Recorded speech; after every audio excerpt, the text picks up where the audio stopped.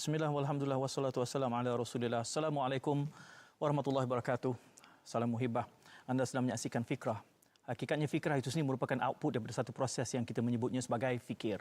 Dan fikir pula bukanlah sesuatu yang kita lakukan dalam lakuna. Ia tidak berlaku dalam kekosongan. Sangat bergantung tentang input yang bakal kita bawa masuk.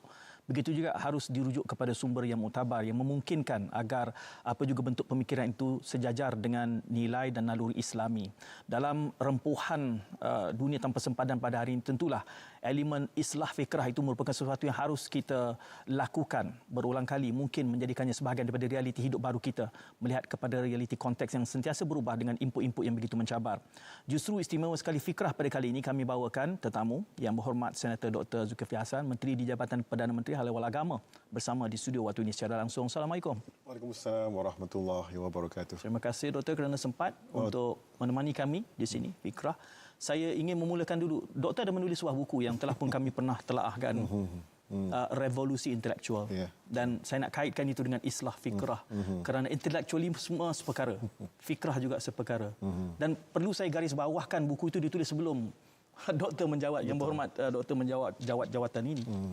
Kaitannya harus kita lakukan revolusi intelektualisme itu asasnya apa? Baik.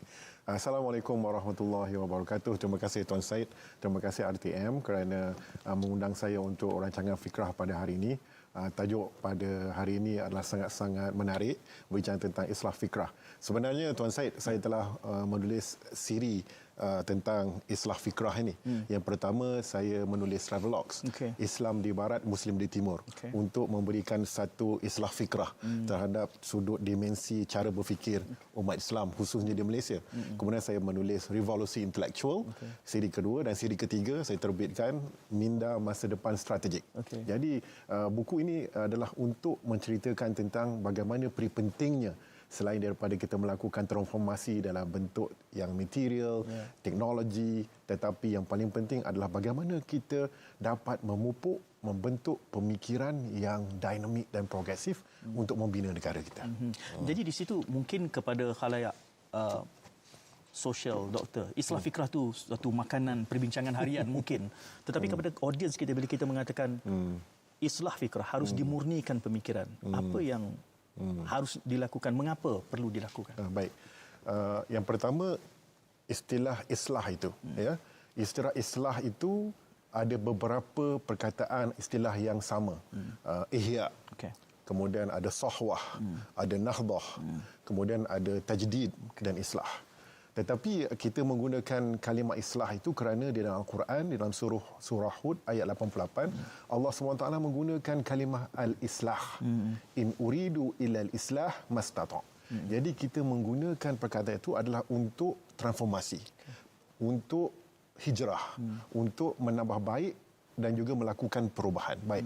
Itu dari sudut islah, perlunya ada perubahan, transformasi. Kepimpinan adalah untuk transformasi. Rasulullah SAW dihantar ke muka bumi ini adalah untuk perubahan. Baik. Tetapi islah, di antara islah yang paling penting adalah fikrah. Kerana di dalam Al-Quran, kalau sidang penonton kita membaca Al-Quran, para mufassir mengatakan bahawa di dalam Al-Quran itu banyak kalimah-kalimah yang menyuruh kita berfikir. Perkataan akal ada 50 kali dalam Al-Quran. Perkataan suruh berfikir, yatadabbaru, yatafakkaru, yatadaharun, ada 700 tempat, Tuan Zaid. Dan perkataan orang-orang yang berfikir yang dipuji oleh Allah SWT, iaitu ulul albab, itu sebanyak 16 kali.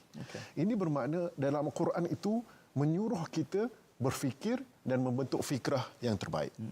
Jadi dalam Al-Quran Allah SWT sebut, yu'til hikmah man yasha' wa man yu'tal hikmah faqad utiya khairan katsira wa ma yadhakkaru illa ulul albab. Allah memuji orang-orang yang berfikir, ulul albab. Malahan Allah akan beri mereka hikmah dan memberikan kebijaksanaan dan hikmah kepada mereka-mereka berfikir. Jadi ke mana hala tuju islah fikrah? Jadi pada hari ini Tuan Syed, kita lihat bahawa ada banyak dimensi dan tema-tema perubahan, transformasi yang perlu dilakukan. Namun tema yang jarang atau kurang kita bincangkan adalah islah, perubahan kepada gaya berfikir, thinking framework kita, dan juga bagaimanakah pembentukan kerangka pemikiran kita. Dan akhirnya ianya akan mewujudkan barangkali masyarakat, individu itu adalah individu yang mempunyai professions, yang professionals, tetapi gaya pemikirannya masih lagi gaya pemikiran yang tidak bertepatan, tidak progresif. Saya berikan contoh. Ya. Ketika saya berkhidmat di New York, saya selalu melakukan ziarah dengan ilmuwan-ilmuwan. Dan salah seorang ni adalah Profesor Hamid Dabashi. Dia menulis sebuah buku, tajuk dia Can Non-European Things.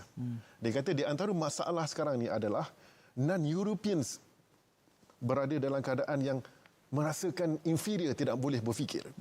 Kemudian Kishore Mahbubani, dia menulis Can Asian Things. Sama juga, adakah orang Asia boleh berfikir? Jadi apa yang perlu kita lakukan sekarang ni adalah bagaimana kita memupuk umat Islam khususnya untuk berfikir. Jadi berfikir yang bagaimana? Berfikir yang progresif, yang dinamik, yang mempunyai landasan dan garisan yang bersesuaian dengan realiti yang ada pada hari ini. Jadi ini yang kita cuba lakukan di dalam Hayawal Agama, bagaimana peranan Hayawal Agama itu untuk memupuk, memimpin, membimbing masyarakat untuk berfikir seperti mana yang dituntut di dalam Al-Quran. Saya memetik balik apa yang Berhormat Doktor sebutkan tadi, termasuk golongan intelek, termasuk golongan akademia juga boleh sahaja terjebak di dalam kerancuan pemikiran. Dan ini menarik kerana selalunya kita menganggap kalau terdidik, kalau ada PhD, maka itu sudah boleh dibereskan. Apatah lagi kita lihat dalam pemikiran umat awam hari ini, sangat binari. Di media sosial misalnya, perbincangan, orang kata tengok tajuk saja dan membuat konklusi. Jadi apa masalah yang kita hadapi hari ini dalam konteks pemikiran itu? Itulah proses yang kita perlu dibetulkan atau betul. Kita harus memahami bahawa ianya berlaku dalam proses. Kerana kalau kita lihat dunia Islam itu, ia melalui satu kolonialism. Kemudian berlakunya satu era baru, post-colonialism. Maka ianya membentuk gaya berfikir. Hingga kan sejarah juga adalah bersifat Eurocentric, Western-centric. Gaya kita berfikir, memahami sesuatu ilmu itu juga kita menggunakan dimensi yang bukan dimensi yang original. Dimensi yang integrated ataupun seimbang. Jadi apa yang kita perlu lakukan sekarang ini adalah memerdekakan. Atau memerdekakan daripada the captive mind. Iaitu minda yang dijajah, di mana supaya kita dapat mengembalikan jati diri kita, memikirkan sesuatu yang terbaik untuk bangsa kita, menggunakan kerangka pemikiran yang sebenar, yang kembali kepada ajaran Al-Quran dan Sunnah, dengan memahami realiti waqi' yang ada di tempat kita dan juga mengiktiraf perkembangan yang berlaku dalam sudut geopolitik dan sebagainya. Doktor menyebut wakil itu, saya akan tanya tentang itu seketika nanti. Tapi bila kita kata kerangka, Doktor, orang awam yang menonton mungkin merasakan bahawa kita lebih maju daripada mungkin 10, 20, 50 tahun terlebih dahulu. Tetapi hari ini kita masih bercakap soal islah fikrah. Kalaulah pemikiran umat ini tercerah, secara idealnya, apa wajah umat yang tercerah itu? Mana rupanya? Kita melihat bahawa dalam sejarah kita ada beberapa models, beberapa model kegemilangan tamadun dan peradaban. Sebagai contoh, bagaimana tamadun Andalus. Kita lihat pada waktu itu, oleh kerana bagaimana kerahmatan, inklusifnya Andalus itu, ianya memberikan kerahmatan kepada Eropah yang akhirnya mencetuskan Enlightenment. Dan ini disebut oleh David Levering Lewis dalam buku The God's Crucible yang mengatakan bagaimana Eropah terhutang kepada Andalus. Enlightenment Renaissance itu adalah kerana sumbangan daripada Andalus. Jadi apa yang kita ingin lakukan di sini adalah bagaimana kita mengembalikan semula kegemilangan itu, kegemilangan pemikiran yang meraihkan kepelbagaian, perbezaan, tetapi dapat mewujudkan satu ketamadunan dan peradaban yang terbaik berasaskan nilai dan berasaskan kepada akhlak. Doktor, seketika nanti saya mula bertanyakan tentang konteks Malaysianya. Kita bercakap tadi soal waqi'iyahnya. Jadi itu teruskan ketian anda untuk berbincang tentang islah fikrah bersama Yang Berhormat Menteri sendiri.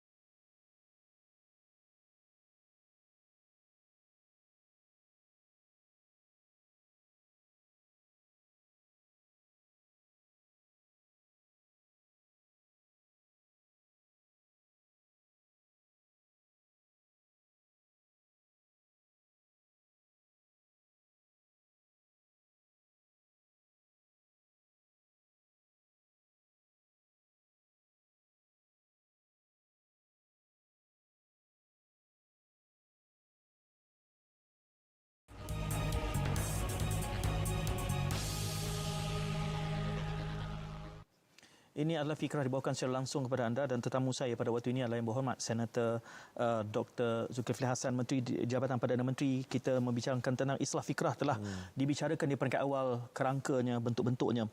Tetapi ada satu petikan daripada apa yang diulas ketika tadi berkait tentang waqi', soal memelesiakan islah fikrah itu. Kerana saya menganggap bahawa mengislahkan pemikiran ini adalah proses yang kita harus mujahadahkan, kita lakukan secara gigih. Dalam konteks Malaysia, bagaimana kita melihat islah ini boleh atau perlu dilakukan? Baik, perubahan dan transformasi ini sememangnya memerlukan komitmen dan juga sokongan daripada semua pihak berkepentingan. Namun Malaysia mempunyai kelebihan yang tersendiri. Kerana dalam konteks negara kita, kita ada beberapa kelebihan yang boleh memacu kepada islah fikrah itu. Yang pertama, negara kita adalah negara yang berbilang bangsa, berbilang agama. Maknanya masyarakat yang multicultural, masyarakat yang majmuk. Dan ini menjadi kelebihan kerana masyarakat majmuk itu dia adalah bersifat diverse dan sudah pasti ada keunikan dan kelebihannya. Madinah Al-Munawwarah juga adalah masyarakat majmuk. Ada orang Yahudi, ada orang Parsi, ada orang Afrika, ada orang Arab. Malaysia juga adalah masyarakat yang majmuk. Ada kebersamaan. Yang kedua, Malaysia mempunyai, ini kelebihan, mempunyai agensi-agensi dan juga institusi yang dinamik dan progresif. Untuk kita melaksanakan islah, kita ada IKIM, kita ada YADIM, kita ada JAKIM, kita ada YAPIM, kita ada Universiti Islam Antarabangsa, kita ada pelbagai agensi yang boleh kita gerakkan untuk melakukan islah. Yang ketiga, kita sudah ada track record yang baik. Kita ada success story. Bagaimana di Semenanjung, majoriti Muslims yang menguasai pimpinan, tetapi kita meraihkan perbezaan. Alhamdulillah, negara aman makmur, ekonomi stabil. Tetapi kita juga ada model yang lain di Sarawak, minoriti Muslim yang memimpin, tetapi juga inklusif, rahmah, mendapat kemakmuran dengan pimpinan dan juga persefahaman yang ada. Yang seterusnya, negara kita ini lokasinya sangat strategik. Dan negara kita juga adalah mempunyai kemampuan untuk pelbagai bahasa. Kita boleh berbahasa Inggeris, kita boleh berbahasa Arab, ramai juga ada Mandarin, Tamil dan sebagainya. Ini merupakan kelebihan negara kita. Dan yang seterusnya, kelebihan negara kita adalah kita punya pemimpin yang bertaraf dunia. Pemimpin kita dikenali di dunia, malahan Tuan Syed, buat pertama kali kalau kita sedang penonton bagaimana sebuah negara Islam menjadi pendamai kepada dua buah negara yang bukan Islam. Peperangan, kita menjadi orang tengah, akhirnya berjaya mendamaikan di antara keduanya. Ini di antara potensinya. Jadi apa yang saya sebut pada hari ini adalah bagaimana untuk kita menggunakan leverage kepada potensi ini untuk kita lakukan islah dan fikrah, tetapi dalam konteks manhaj Malaysia. Lalu bagaimana kita menjelaskan, Doktor? Kerana Datuk juga menyebut tadi antara kritiknya adalah umat ini cara berfikirnya minda tertawan, terjajah. Dan realiti Malaysia juga nampaknya siege mentality itu agak jelas. Dengan kelebihan-kelebihan yang Doktor sebutkan itu tadi, tidak kurang juga polemik awam menyatakan bahawa Islam terancam di Malaysia. Bagaimana kita menjelaskan itu? Baik.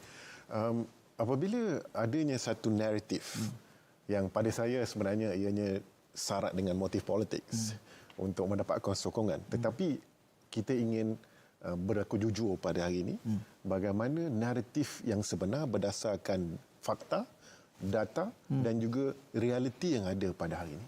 Umumnya kita ingin maklumkan dan membina naratif yang baru.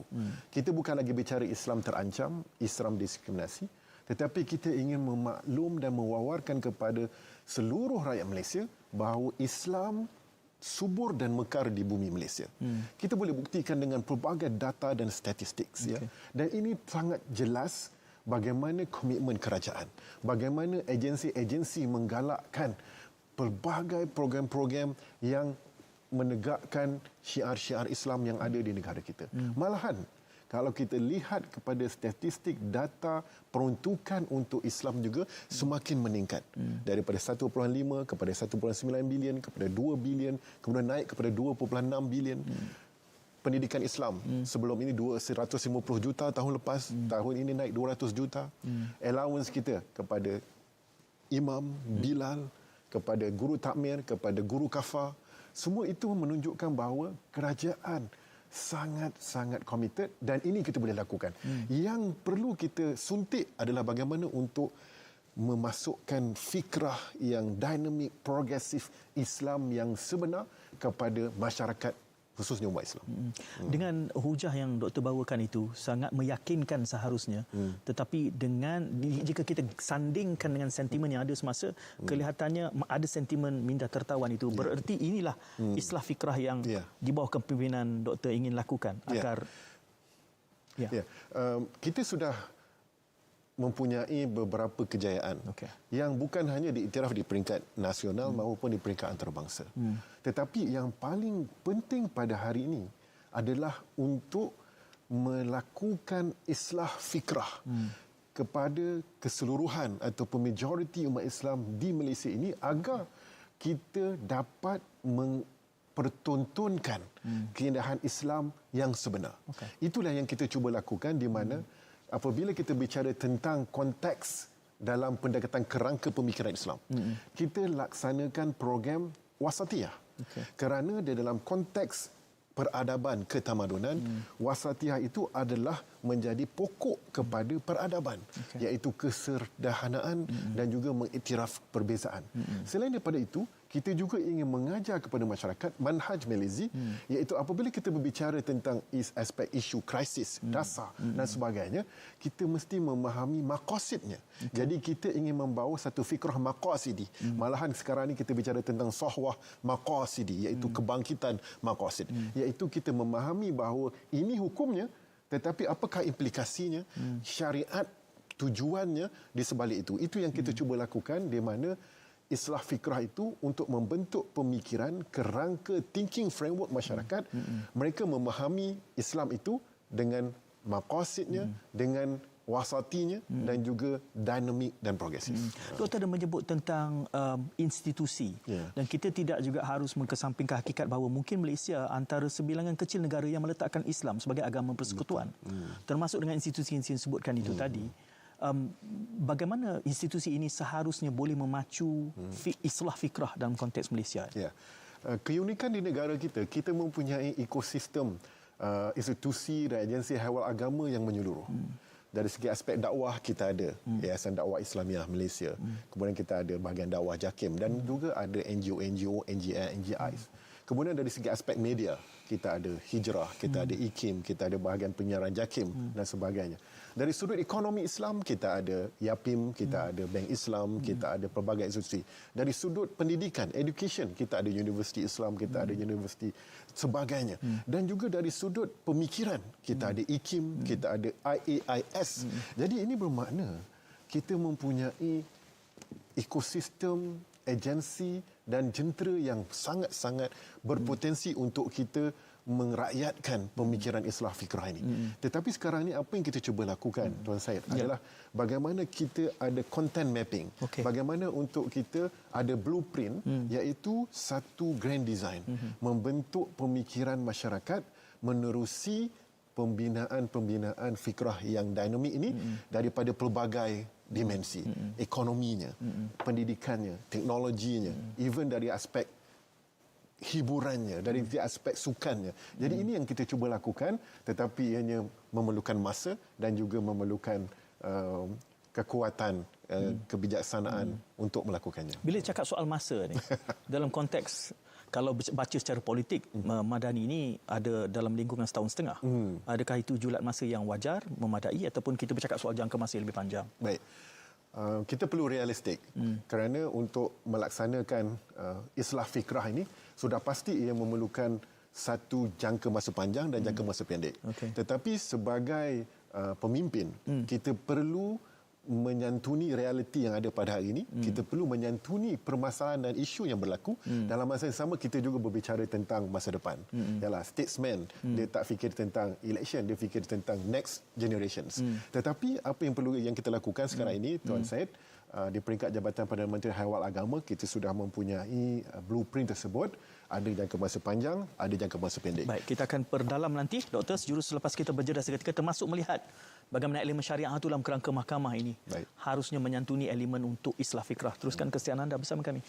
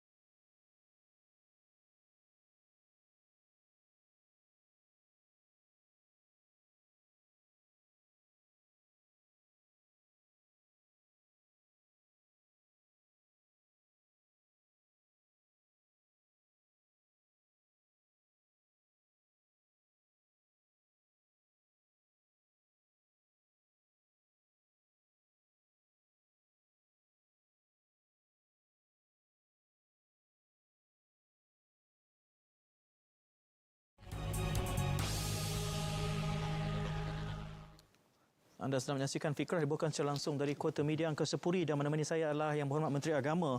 Kita bercakap soal islah fikrah. Banyak telah kita sentuh tadi berkaitan tentang islah fikrah ini dalam kerangka Malaysia.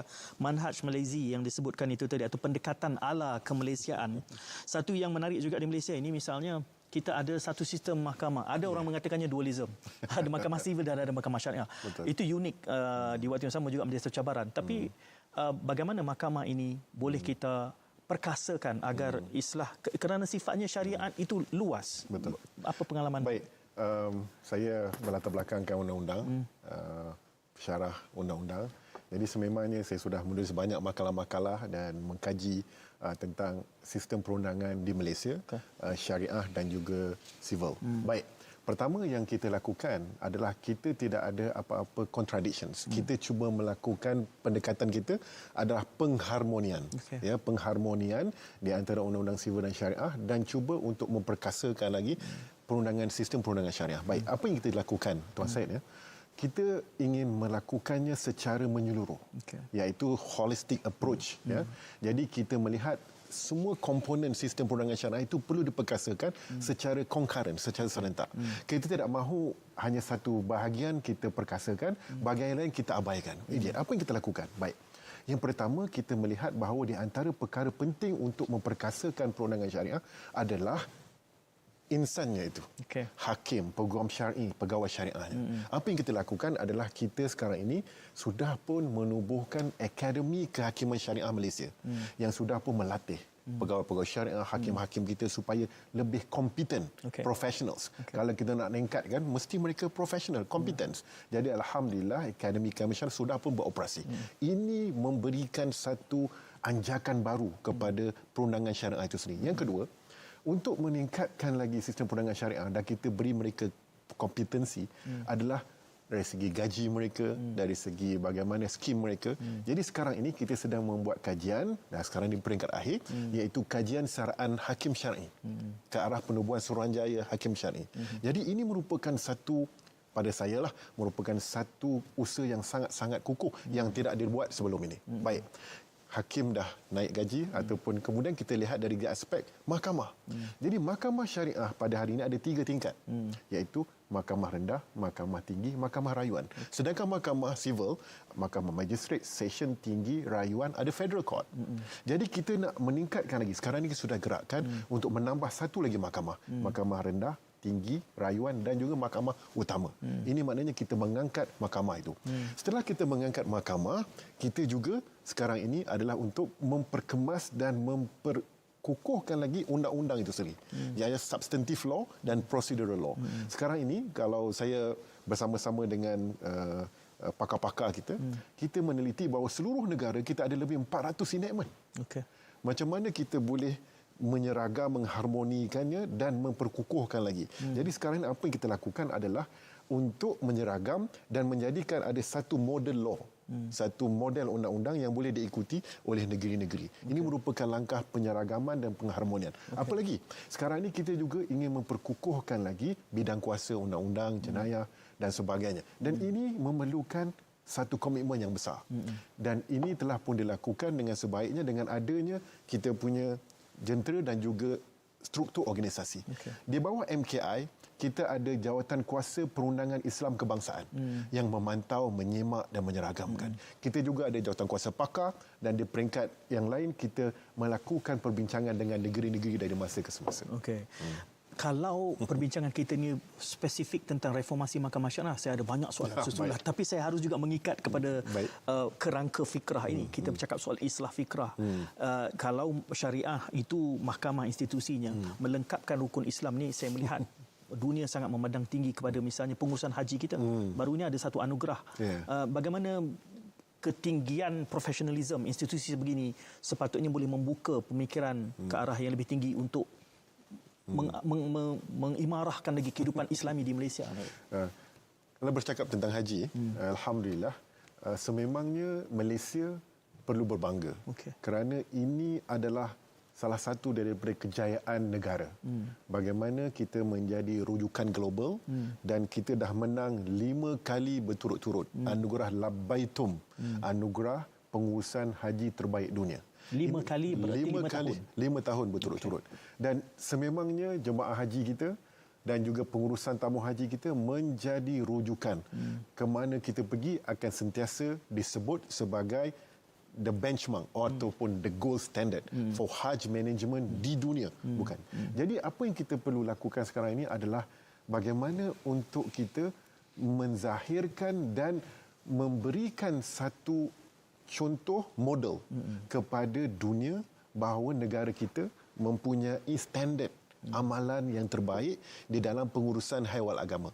Boleh saya katakan bahawa kita mendapat anugerah Labaitum itu sememangnya menjadi petunjuk dan sekarang ini kita didatangi oleh pelbagai negara untuk mempelajari bagaimana kita membangunkan pengurusan haji dan dalam masa yang sama kita dapat memberikan keuntungan menerusi pelaburan dan sebagainya. Baik, sebenarnya pengurusan haji kita ini sememangnya yang terbaik dari sudut keseluruhan daripada aspek keselamatan, dari aspek penginapan, dari aspek kesihatan, dari aspek pendidikannya. Baik, apa yang saya boleh katakan kepada sidang penonton dan rahmat Allah sekalian, resepinya adalah kerjasama semua pihak.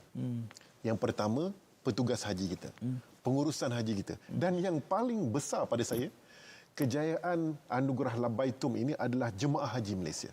Jemaah Haji Malaysia menunjukkan satu disiplin akhlak budaya yang terbaik. Apabila di Masyair, di Mina, di Muaisim, kalau nak tengok negara mana yang paling bersih, paling tersusun, teratur, adalah Malaysia. Ini menunjukkan bahawa kita boleh melakukan islah fikrah telah pun berlaku kepada jemaah haji kita. Doktor, kita masih bercakap soal islah fikrah ini dalam kerangka institusi-institusi Islami yang ada. Tetapi saya juga melihat bahawa institusi yang paling organik di lapangan adalah masjid dan surau. Yes. Dan kelihatannya seperti di situlah banyak polemiknya yang seperti sukar sekali untuk kita bereskan dalam kerangka haji, mahkamah kita besar. Tapi bila turun ke lapangan, kita ada bisnes yang belum beres di peringkat itu. Betul. Apa yang perlu kita lakukan di peringkat itu? Perkara pertama yang saya perlu kongsikan dengan sidang penonton, agama ini di bawah negeri-negeri. Masjid juga di bawah negeri-negeri. Jadi kita perlu menghormati kuasa dan juga bidang kuasa sultan dan negeri-negeri. Jadi itu merupakan perkara yang sangat penting, iaitu kita menghormati perlembagaan yang memperuntukkan sebegitu rupa realiti yang ada. Baik, tapi apa yang kita lakukan sebenarnya? Sekarang ini di Malaysia kita ada lebih kurang 6,700 masjid. Mungkin 6,784 yang berdaftar. Kemudian kita ada lebih 1,000 lebih surau Jumaat. Dan surau yang berdaftar lebih 18,000. Imam yang kita beri allowance setiap bulan lebih 11,000. Jadi itu di antara demografi yang kita lakukan. Maknanya Malaysia ini di antara negara yang paling mesra ibadah, yang Muslim friendly in the world. Malahan kita dah menang setiap tahun best Muslim destination, travel destination in the world. Ya, baik. Jadi sekarang ni apa yang perlu kita lakukan? Jadi kita sudah cuba untuk melakukan islah di masjid. Yang pertama, kita cuba untuk meremajakan masjid. Ya, kita telah melancarkan satu program iaitu Rakan Masjid. Rakan Muda X Rakan Muda. Jadi ini kita lancarkan oleh Yang Berhormat Perdana Menteri. Alhamdulillah masa program itu dilancarkan oleh lebih 10,000 anak muda datang. Sampai bila Yang Berhormat Perdana Menteri datang, dia tanya mana orang tua. Sebab memang begitu ramai anak muda. Alhamdulillah. Jadi kita lakukan dan sekarang ini sudah bergerak dengan kerjasama negeri-negeri Majlis Agama Islam, kita melakukan kerjasama. Selain daripada itu, untuk kita melaksanakan Rakan Masjid ini, dia sebenarnya takkan berlaku sekiranya tidak ada penggerak di masjid. Jadi kita telah lancarkan program dipanggil Jawatan Kuasa Belia Masjid. Jadi di masjid-masjid itu ada Jawatan Kuasa Belia. Baru-baru ini kita mengadakan satu himpunan Jawatan Kuasa Belia dan Beliawanis Masjid di Wilayah Persekutuan. Lebih 75 masjid datang hantar anak-anak muda yang menjadi jawatan kuasa dan mereka ada banyak produk-produk di masjid. Ini kita lakukan untuk mereformasikan pengurusan dan juga meremajakan masjid. Selain daripada itu, kita juga lakukan islah silibus di masjid. Kita sudah sekarang menyemak semula silibus-silibus takmir di masjid yang pengajian-pengajian itu supaya silibus-silibus itu bukan hanya mengajar tentang hukum tetapi juga adanya pemikiran untuk kita membina pemikiran yang baik. Maknanya ada banyak kerja kita nak lakukan. Kita memerlukan lebih ramai para asatizah, masyayikh untuk bersama-sama dengan kita. Dan sekarang ini kita sudah pusing satu Malaysia, kita sedang bergeraklah. Kita lakukan program dipanggil Himpunan Asatizah Muda Negara. Perak. Sekarang kita adalah di Sarawak, kita buat di Johor, kita buat di Negeri Sembilan, di Kedah, di mana kita cuba menarik anak-anak muda ni untuk melaksanakan program dan basenya di masjid. Baik. Doktor, saya melihat bahawa masjid ni adalah merupakan nukleus yang paling strategik kalau kita bercakap soal islah fikrah ini. Tetapi dengan keterbatasan struktur yang ada dan banyak sekali program yang boleh kita gubah di peringkat masjid agar islah fikrah itu real berlaku. Dalam banyak-banyak keutamaan yang ada, aulawiyatnya, kalau doktor perlu menekan satu butang, apa yang akan dilaksanakan? Tapi doktor akan jawab selepas kita berehat. Untuk memberikan ruang masa, kita akan terus kekal bersama Fikrah, berbincang tentang islah fikrah.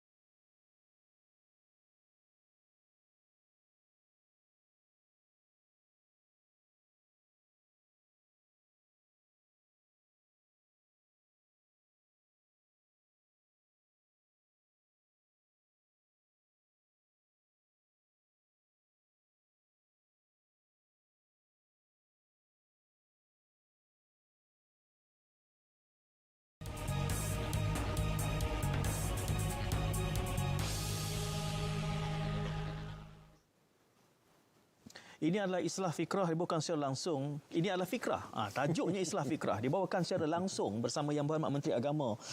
Saya memikir-mikirkan soalan yang saya gantung sebelum kita berehat tadi kerana biar saya ulang soalannya secara ringkas. Saya melihat bahawa masjid adalah nukleus yang paling penting. Betul. Yang sebenarnya paling strategik kalau kita ingin memulakan islah. Tetapi kita juga ada keterbatasan struktur kerana satu perancangan itu harus menyantuni struktur yang ada. Lalu dalam banyak acara yang boleh kita gubah itu, sebagai Menteri Agama, apa agaknya yang kalau diberi pilihan itu harus menjadi keutamaan bagi setiap masjid? Apa? Baik. Sebenarnya kita sudah pun melaksanakannya. Perkara yang paling aulawiyah, yang paling aula di dalam struktur masjid itu adalah imam. Okey. Orang yang paling penting untuk islah fikrah itu adalah imam-imam. Jadi human resource akhirnya. Human resource akhirnya. Sekarang ini kita sudah menggerakkan program-program pemikiran bersama dengan imam-imam di seluruh negara. Itu saya katakan kalau kita cukup masa kita boleh lakukan. Sekarang ini kita pernah menggerakkan dengan lebih pantas untuk memberikan satu input baru. Malahan kita ingin memberikan satu pendedahan yang baru kepada mereka. Ada perbincangan saya dengan beberapa sahabat di Amerika, di Australia dan juga di negara-negara yang lain. Kerana pada saya ramai yang sudah belajar di tanah Arab. Kita memerlukan dimensi yang berbeza. Dan kita ingin merancang bagaimana untuk adanya satu pendedahan baru mereka di kawasan realiti yang berbeza. Supaya mereka memahami bahawa dunia ini begitu luas. Ya. Bagaimana di Jepun sebagainya. Kemudian di Australia, di Amerika. Ada perbincangan-perbincangan, malahan ILIM, Institut Latihan Islam Malaysia, mereka sudah ada modul kepada imam-imam. Tetapi kita ingin transformasikan lagi modul-modul itu supaya imam-imam kita ini, mereka bukan hanya mengimami solat, tetapi mereka menjadi pemimpin masyarakat yang menjadi penasihat, pembimbing yang memberikan satu nasihat bimbingan kepada masyarakat dan mereka juga boleh menjadi rujukan kepada masyarakat bersama komuniti. Dan ini yang kita cuba lakukan. Kalau ada button tu, saya tengok imam tu terus jadi Superman. Akan diperkasakan. Mudah-mudahan, amin. Doktor, saya direzekikan oleh Allah Subhanahu Taala kerana berkesempatan untuk menemu hampir semua menteri agama dalam kerjaya saya 30 tahun. Dan izinkan saya tidak berhasrat untuk menjadikan ini anti climax, tapi sayangnya dan saya yakin semua menteri agama yang menduduki kerusi ini memegang ini sebagai taklif Rabbani, sebagai pertanggungjawaban kudus. Tetapi selalu sahaja sekali air bah, sekali pantai berubah. Jadi bagaimana kita boleh menjadikan islah fikrah di bawah kerangka madani ini berterusan, future proof, agar ia bukanlah sesuatu yang dianggap ini kerajaan madani. Betul. Kemudian nanti bukan sekadar tukar kerajaan, nanti tukar menterinya pun kita tidak dapat menelusuri sehingga ke hujung. Baik. Ini satu kelemahan dalam pentadbiran kita, termasuk pentadbiran. Apa komen doktor dalam hal ini? Sebagai awalannya, kita harus mengiktiraf kejayaan-kejayaan yang ada. Ya, di peringkat haiwal agama itu, kita sebenarnya dalam beberapa aspek kita nombor satu di dunia. Jadi Islam tidak terancam di Malaysia. Tidak terancam. Tetapi bagaimana untuk membawa ke satu tahap yang lain. Baik. Dari sudut halal, kita nombor satu dunia. Seluruh dunia ingin mengambil, mengiktiraf halal kita. Ekonomi Islam, kita tiap-tiap tahun menang. Nombor satu dunia, Global Islamic Economic Indicator. Dari aspek haji, kita 5 tahun betul-betul world champion. Haji terbaik. Pendidikan, zakat, wakaf, masjid. Alhamdulillah, kita sedang melakukan yang terbaik. Namun, ada satu sudut yang belum selesai. Islah fikrah. Kerana kita lihat masyarakat kita, kadang-kadang dia memang suka pergi masjid, baik orangnya. Tetapi pemikirannya ekstrim. Pemikiran dia melihat sangat racism. Pemikirannya adalah yang far right. Pemikirannya adalah suka menghasut, memfitnah. Jadi kita ingin membentuk masyarakat yang cemerlang pengurusannya dan juga pemikirannya adalah pemikiran fikrahnya adalah fikrah madani. Fikrah yang kembali kepada ajaran baginda Rasulullah. Bagaimana fikrah madani? Inilah yang kita cuba lakukan, iaitu dengan memberikan satu lontaran untuk mempunyai kerangka pemikiran Islam yang ihsani, Islam yang wasati, Islam yang maqasidi, Islam yang dinamik dan progresif, berkemajuan. Ini yang kita cuba lakukan sedaya dan sebaiknya. Bagaimana kita lakukan? Sekarang ini kita sudah gerakkan bukan hanya dari segi aspek training, tetapi kita juga dari aspek propaganda ataupun dari aspek media, bagaimana untuk kita mencipta naratif itu. Kerana pada saya kita sudah ada kejayaan. Apabila saya berada di Tanah Suci, jemaah haji kita umpama pada saya adalah jemaah madani. Dari segi akhlaknya, menepati masa. Dari segi kebersihannya, luar biasa. Berakhlaknya, mematuhi peraturan. Kemudian kita juga yang paling saya kagum adalah mengiktiraf perbezaan. Di Tanah Suci lah kita yang paling rahmah. Ada mazhab Hanafi, Hambali, Hanafi, Maliki. Balik Malaysia tiba-tiba jadi tak boleh keras. Itu yang kita perlu kembalikan. Ini yang kita cuba lakukan adalah untuk membawa satu naratif baru Malaysia. Islah fikrah yang madani, yang membentuk masyarakat Islam yang terbaik, dan saya berimpi besarlah Tuan Syed, ya.